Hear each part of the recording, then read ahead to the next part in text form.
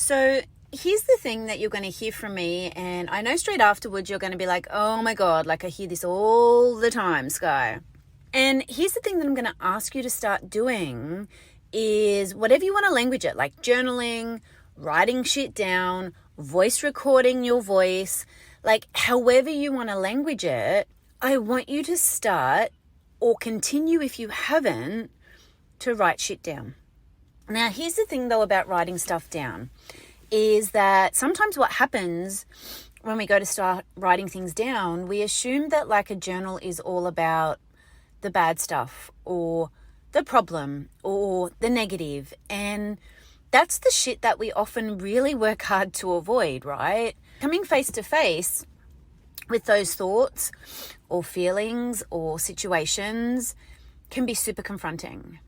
Now, if you want to journal and you find that useful for you with writing down all of that stuff, then go for gold.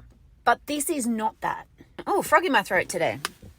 What I'm going to ask you to do in this journal is I'm going to ask you to write down like your desires. I'm going to ask you to write down your wants. I'm going to ask you to write down your needs. I'm going to ask you to write down the things that you know in your heart that need work. For example, one of the things for me that I knew for a very, very long time that needed work was boundaries. Like I'm always the anxious person, the people pleaser, like I just want you to like me. I would say yes to everything for everybody else, and then it would work against me because I would then be double booked with my family. I would feel guilty if I let the person down. If there was something that I wanted to do, I wouldn't do that thing because I was so busy doing everything for everybody else. And all that happened when I did that is I start to get really resentful. And what I mean when you start writing stuff like that in the journal is if we come from a place of like the judgment and the negative, it would be something like this. Oh my God, I did it again. Again, I didn't say no. I'm such an idiot. Why can't I get my shit together? Why can't I sort myself out?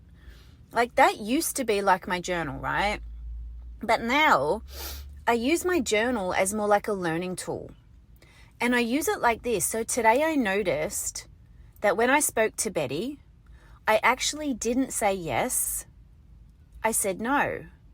I'm really curious why with Betty I can say no, but then when Bob came along, I said yes. And what I do is I use my journal as an exploration.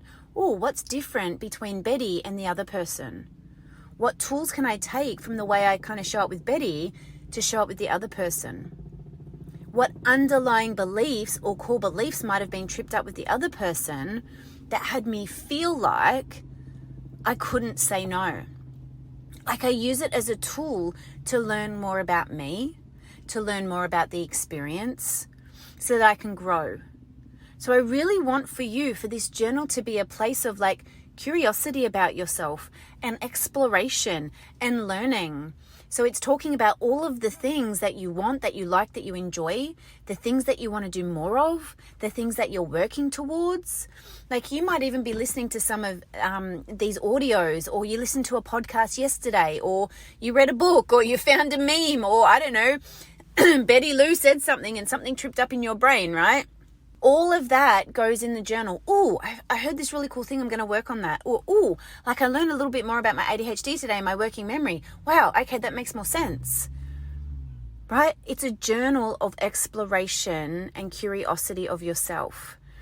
Because here's the thing, right? If we are always caught up in the things that we don't want and problem, as I said in the first audio, then we will never grow. We will stay stuck like on the mouse wheel going round and round and round going, why is this shit happening on a daily basis?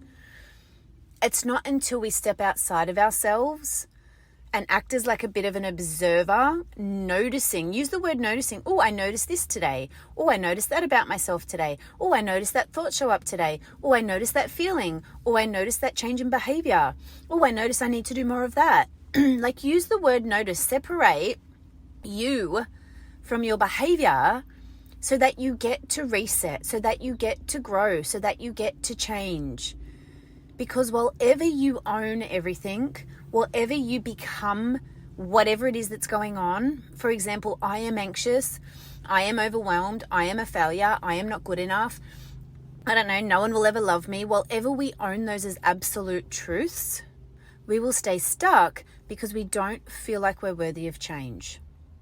The minute we see ourselves as separate from our behavior, from our thoughts, from our feelings, that there is a sense of self in there that has choice, remember this all links together.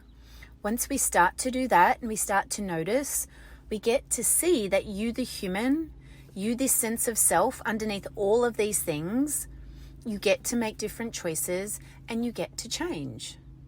But it's like anything, right? Like we can't change what we don't know.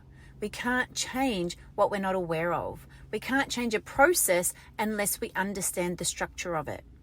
And that's what this journal is for. Okay? And please, use the Shamelessly Human group. If you have questions about this, if you get caught up on something, if you're not sure what to write, jump in there, tag me in a post, ask me questions.